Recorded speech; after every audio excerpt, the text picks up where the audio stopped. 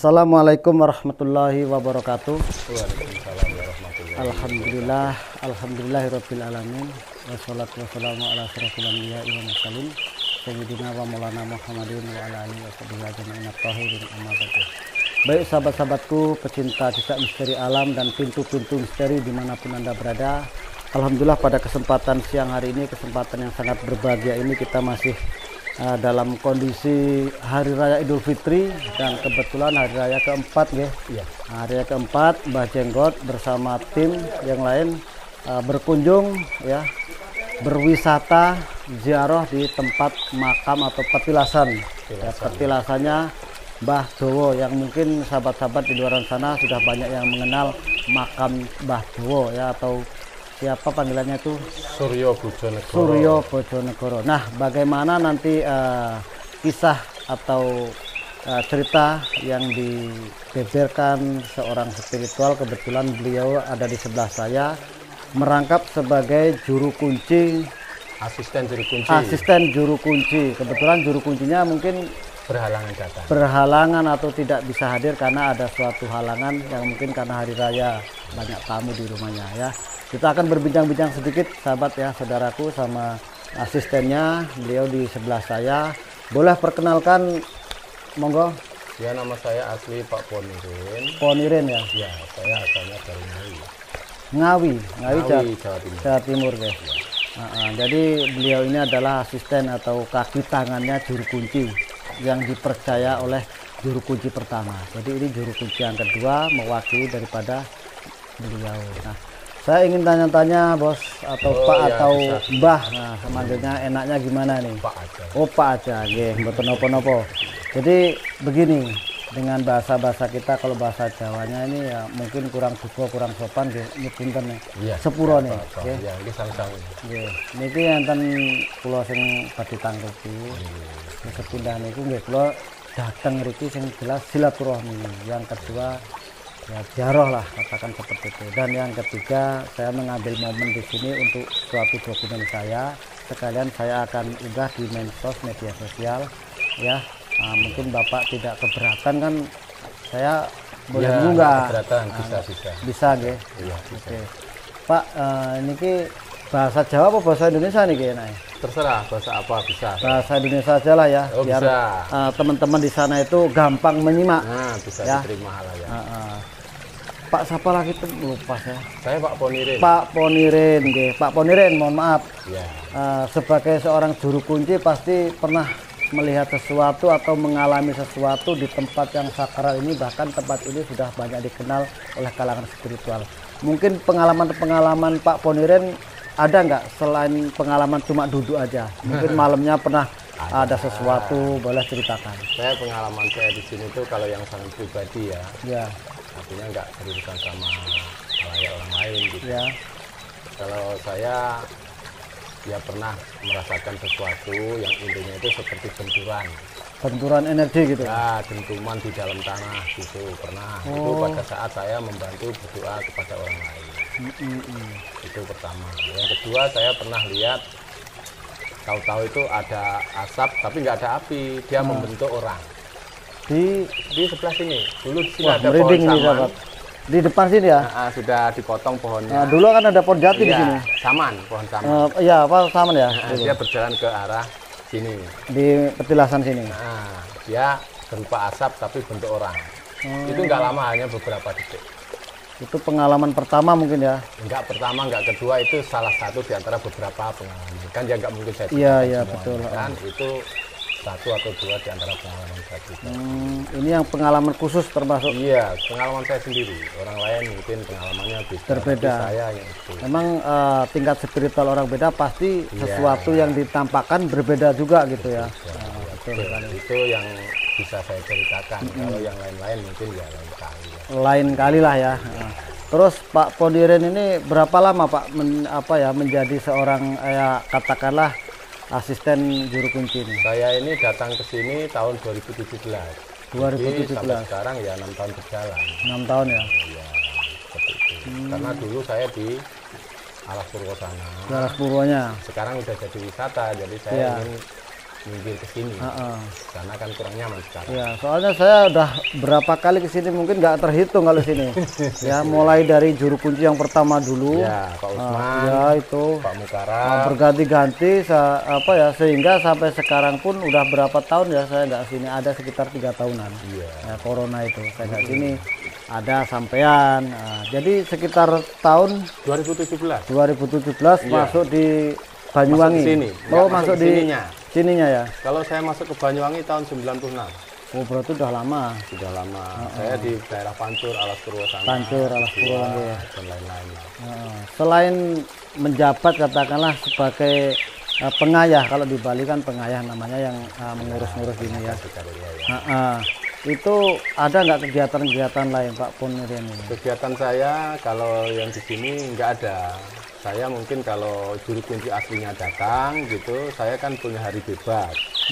Ya saya bisa mencari nafkah, gabung aja sama nelayan atau gabung sama petani-petani di sini. Oh gitu ya. Jadi nggak monoton di sini aja gitu ya. Ada kegiatan lain ya. Pokoknya juru kunci aslinya Mbah Rusiono itu ada, datang, saya pamit keluar, ya itu saya cari kegiatan untuk kecukupan saya. Terus ini mungkin pengalaman-pengalaman yang pernah Pak Poniren tadi ceritakan kan salah satu. Nah, yang lainnya pernah apa lagi nih? Yang pernah? Kalau yang lainnya dulu tapi sekarang udah nggak muncul lagi. Di pojok situ kan dulu ada gundukan kecil di situ. Itu. Di situ hampir setiap saat saya bisa melihat sinar datang. Malamnya itu ya? Malam, kalau siang dia kan nggak kelihatan. Tapi lantaran saya itu orangnya agak sedikit konyol kan, saya kan nggak suka lihat hal-hal seperti itu. Akhirnya, ya mohon maaf, tanahnya itu saya gali. Masih ada, nanti bisa saya tunjukkan bekas galiannya. Gitu ya. Akhirnya dia nggak muncul lagi. Tapi tanah itu udah ada apa-apa di dalamnya? Kalau menurut saya nggak ada apa-apa. Cuma sinar itu aja ya waktu muncul ya? Dulu banyak orang juga ritual di situ.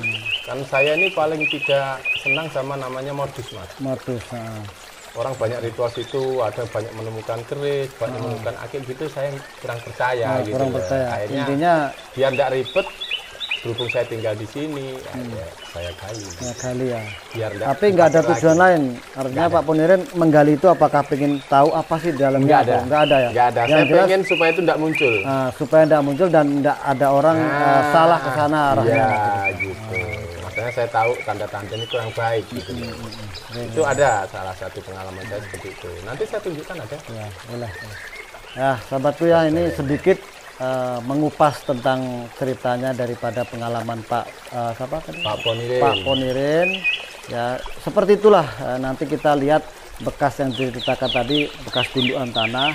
Dan nanti sahabatku yang belum tahu ya, ini makamnya, petilasannya Mbah Suryo Bojonegoro. Kita nanti langsung shoot di depan, sekalian kita lihat gundukan tanah yang sudah digali ya sama Pak Poniren. Baik ya sahabatku, kita akan turun langsung di situ, kita lihat seperti apa ya. Oke, yuk. Timur, selatan timur ya. Timur selatan itu apa namanya? Tenggara. Iya, selatan. Nah, kidul. Ini lewatnya sini. Dulu itu sinar itu muncul terus, jadi saya agak sedikit terganggu gitu loh. Besar-besar. Pernah saya lihat juga orang lari-lari masuknya ke situ. Saya nggak suka itu, akhirnya saya gali aja. Sekarang kan cekung ini kan. Sekarang kan ada cekung ini. Ini kan.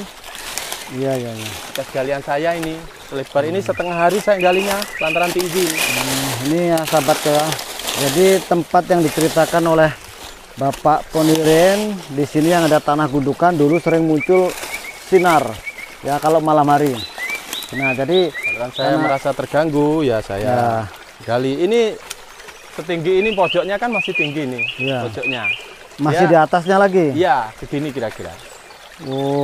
Tapi iya. saya sedikit ada penyesalan sih. Penyesalannya apa? Di kemudian hari itu kan saya baru mengerti bahwa di tempat-tempat tertentu itu ada portal-portal gitu loh. Portal. Ke dimensi lain. Tapi ini nggak bisa lagi diperbaiki. Akhirnya saya agak sedikit menyesal, tapi nggak apa-apa, kita cari portal yang lain lah. Iya. Untuk apa ya? Untuk mengheningkan cipta gitu. Sebenarnya bagus untuk kita semedi lah, katakan mencari sesuatu jati diri di sini tempatnya ya. Ada portal-portalnya ke dimensi lain seperti itu. Tapi saya dulu kan belum mengerti. Saya terganggu aja, sering lihat nongkrongnya kan di situ saya. Akhirnya ya. Itu sinarnya berupa warna apa? Kuning. Kuning ya? Kuning, warnanya kuning. Di sini ini sudah. Dulu banyak cok bakalnya di sini, Mas. Banyak cok bakal, dupa segala macam ya, orang-orang mungkin yang datang ya. Iya, tapi semenjak itu nggak ada lagi. Nggak ada lagi. Sudah. Tapi kalau mungkin ya, kalau misalkan ada orang yang datang untuk mencari sesuatu yang nggak tahu sesuatu apa, dikasih cok bakal, dikasih dupa lagi, mungkin bisa auranya. Saya pernah mau memperbaiki tapi saya nggak mampu. Mau memperbaiki kondisi yang di sini gitu loh. Artinya biar utuh kayak dulu itu nggak mampu saya. Jadi ya sudahlah, saya lupakan aja untuk kenangan saya, pengalaman. Jangan gegabah lah ke depannya gitu loh, untuk memusnahkan tempat-tempat yang. Oke, terima kasih Pak sebagai juru kunci asistennya. Kita berada pas di sini nih ya, sahabatku, di lokasi sini, yaitu tempat yang gundukan tanah tadi diceritakan. Ada sinar warna kuning ya, warna kuning, dan jadi sudah dibongkar tapi tetaplah aura magisnya masih ada, cuma kalau malam mungkin tidak keluar sinar, berbeda dengan aura alamnya. Gitu ya. Lama, sudah 4 tahun yang lalu. Oh gitu ya. Makanya bekasnya sudah lama. Tapi malah sebelahnya sekarang saya buat parit itu. Oh tuh, untuk sampai mengalirkan air ya. Ya begini-begini pekerjaan saya di sini. Iya. Oke, makasih. Ya, kita ke sana, sahabat ya. Kita masuk di lokasi petilasan. Itu ada tulisannya ya, petilasan Mustikaning Braja Suryo Bojonegoro atau Mbah Dowo. Nah, di sini panjangnya kalau dihitung meter 7 meter ini. 7 meter. Ya. Ini 7 meter ya makamnya nih. Sahabat boleh lihat ya. Nah, pojok sampai sini nih. Nah, tuh panjang. Nah, kita masih tetap di lokasi makam Mbah Dowo, tepatnya di daerah kawasan Alas Purwo. Ya, ini bersama Pak Ponirin. Beliau adalah salah satu juru kunci yang mewakili dari juru kunci pertama. Ya, sahabat-sahabatku semua, supaya tahu apabila yang mau ziarah sini dengan datang dan niat yang baik, insya Allah Pak Ponirin bisa sebagai perantara untuk meminta sesuatu, bukan minta uang, bukan minta apa, yang penting sesuatu kepada Allah ya, yang jelas tujuan baik. Insya Allah sebagai perantara beliau insya Allah mau ya, gitu Pak ya. Jadi sahabat-sahabat jangan salah kaprah, bukan kita syirik, bukan kita apa, karena ini adalah peninggalan luhur, peninggalan mungkin ada sejarahnya dari zaman ke zaman yang sudah kita tidak bisa menghitung berapa ratus tahun ya. Inilah ya salah satu peninggalan dari Mbah Suryo Bojonegoro yang diwariskan oleh para pemuda-pemuda sekarang lah, penerus-penerus ya. Oke Pak Ponirin, saya berterima kasih banyak atas waktu yang sudah diberikan ke saya, sedikit tapi bermanfaat dan ada momen pribadi kita yang jelas tetap menyambung silaturahmi selawas-lawase. Ya oke, baik sahabatku, kita pamit undur diri. Nah, setelah ini kita akan menuju di Padepokan, Kucur, Mayangkoro, Istana, dan Raja Wali. Insya Allah di gua-gua itu nanti kita akan ngambil momen lagi ya. Oke, wabillahi taufiq wal hidayah. Wassalamualaikum warahmatullahi wabarakatuh.